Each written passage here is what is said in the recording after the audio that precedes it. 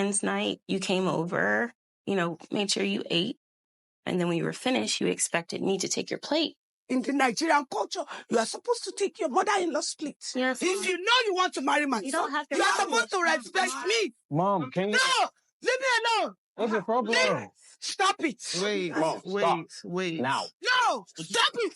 You have to respect me. I'm not your man. She has to respect me. She respects She you. has to take my plate. Mom, listen. Come on. Listen to me.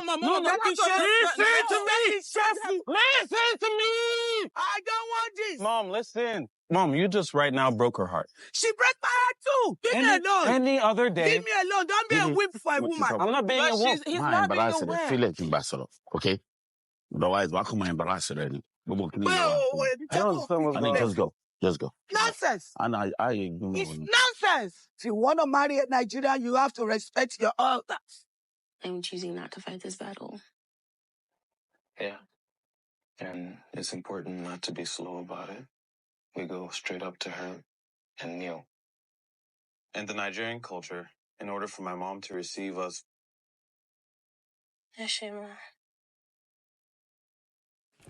Welcome to my channel. Thank you for checking me out. Gina Chumesi here, your favorite cyclist practitioner, coming at you with another video on the tea on all things Ghanaian, Nigerian, African mother-in-laws. If you check out my videos here on YouTube and on TikTok, I have different other takes on mother-in-laws pertaining to different people's experiences and my own experiences in my over a decade long marriage. Have you ever had any experience yourself, or have you ever had a sibling, a sister, a friend who has the mother-in-law from hell? Woo, it's like the world's Prada, okay? The cover up, the control, especially those mother-in-laws who might not necessarily have anything else beyond being a mother to a son. Having a son in my African culture it's almost like some type of crown women wear. And a lot of these women devote their lives to catering to all needs of their son. There's sons, though lack of accountability, they become their flying monkeys. They enable them to so many degrees, rescue them, encourage them to do things that might not necessarily be beneficial to the people who are coming into the relationship. It's almost like a legion, like a cult. It's almost like they have a marriage of some sort to their sons, and you coming in becomes a threat to their egos, to whatever they have established, especially those mother-in-laws who might not have any hobbies, might not be financially secure, might have their own sense of self and self-worth through whatever works or status that their sons might have. So anybody coming into play becomes a big threat to the relationship. So this story goes on to where, I know this is like a reality show, but truthfully this happens a lot. And this breaks a lot of marriages when mother-in-laws seem to be very competitive with you in regards to food. I've been there where women will be twisting themselves into a pretzel, serving, or those mother-in-laws will carry themselves and come and stay in your marriage, come and sit in your marriage. Maybe they claim they're trying to help you with the children, but at the end of the day, they become a second child, a third child, or whatever number of children you have. And then the husband too is a child that you are the one now handling, taking care of. They eat and you have to pick it up and wash it. You have to serve them on top of serving the husband. Listen, why are we normalizing all this type of mindset when it comes to getting married? And why can't the African men see this as problematic? And having discussion ahead of time. Sometimes you might even have these discussions ahead of time, and these mother-in-laws are toxic, and they are determined to continue to be toxic, or determined to portray this jealousy and competition with food, with attention, with everything that you might be getting, with finances. No matter how much you encourage, some of us women will encourage our husbands to cater to the family financially, to make it like, even if it's our money, I've been there where, I remember one time we were coached to, we're having some trouble when I was still married, and, our coaches say, hey, like, I will give money to his side of the family, including his, siblings and stuff like that, without, too much disclosure. And it's my, but, he will give it to them in his own, accord, like it's our money, but it's like, okay, whatever, we're showing that support to make sure they don't feel left out, because especially if you have a son who is the only son to that mother, it becomes like a whole big deal, especially in my culture. Or the only son who's doing well, or the only child who's doing well, especially financially, the only one who's gone to college, the only one who has businesses or has a great job, making the money, or is traveled outside of Africa, might be in the UK, or might be in America, that kind of thing. It becomes like all these people are like after whatever that you guys have. There's jealousy, there's plans, they will feed them all kinds of things in their head to really crumble your marriage, because now they can have direct access. There is boundaries that are just crossed with, like, just because you are the mother-in-law, they feel like they have every single right to just meddle, to call, to show up, to be there, to expect, to be so entitled. And truthfully, a lot of these mother-in-laws are honestly narcissistic in presentation. Like I said, narcissism is a spectrum, but to some degree, some of these people are, like I said, legions. They suck the blood out. Parasites, they'll suck the blood out of you until your marriage falls completely apart. And then they go on to the nest and redo it. A lot of times they don't have the best relationship even with their girl children. They are more focused on having a relationship of some sort with their boy children. And it seems like a marriage in itself, spiritual marriage. And you cannot have peace in your marriage when you have a mother-in-law like that. They don't have life, they don't have financial security, they don't have a hobby, they don't have a job. They just seek everything. They compete with you with food. Like with food, you can't, oh my God. Run. Like if you have a mother-in-law, before you hitch, if you see that mother-in-law be like that with their sons and hold them no accountability, and have this weird type relationship, is like emotional incest going on, girl run, okay, girl run. Okay, leave me a comment.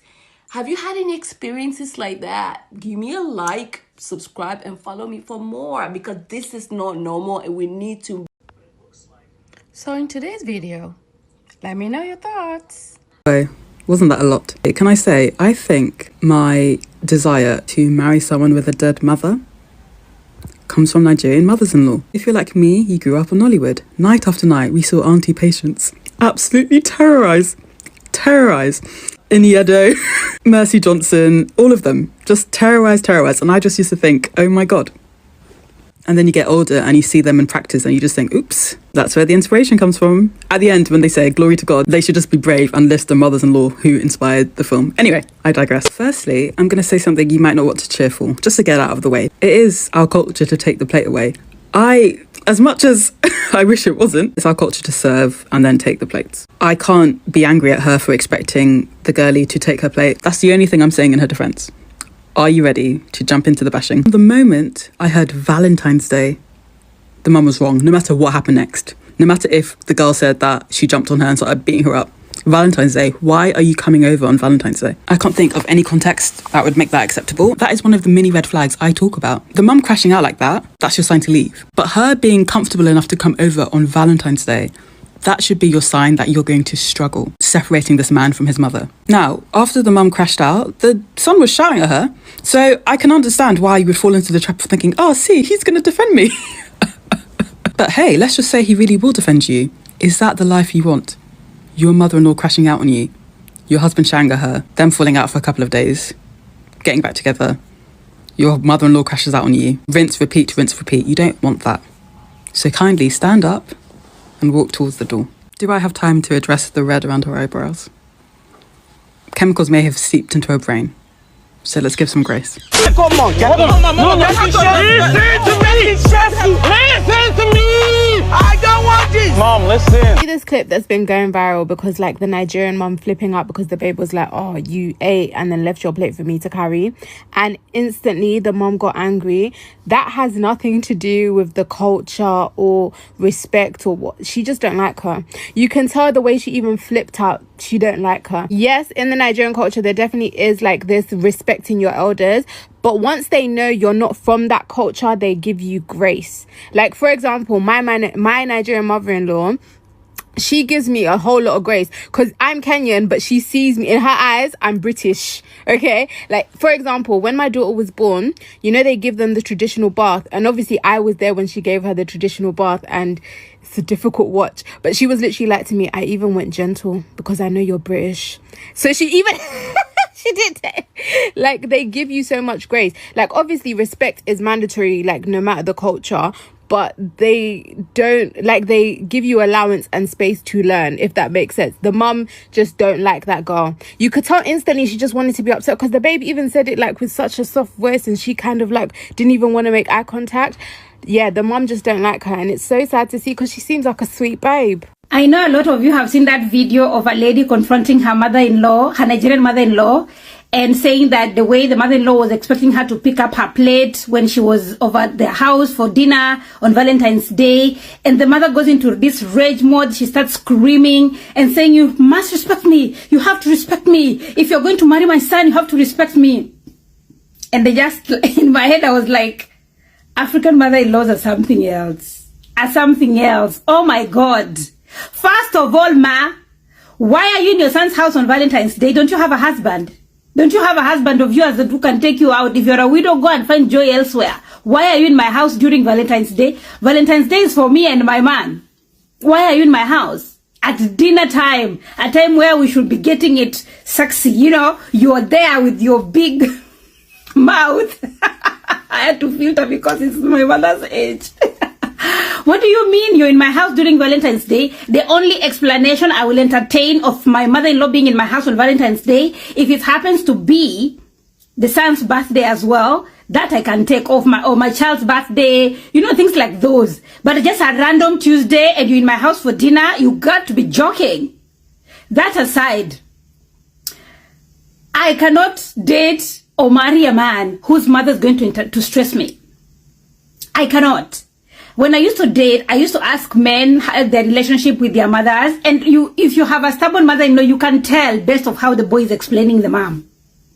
I cannot. The relationship is going to stress me. Your son is going to stress me. I'm going to have your grandkids, mortgages, death in the family, illnesses, career, responsibilities, changing the world. And on top, I have to add you as my mother-in-law. You got to be joking. You have to be joking. Oh my God.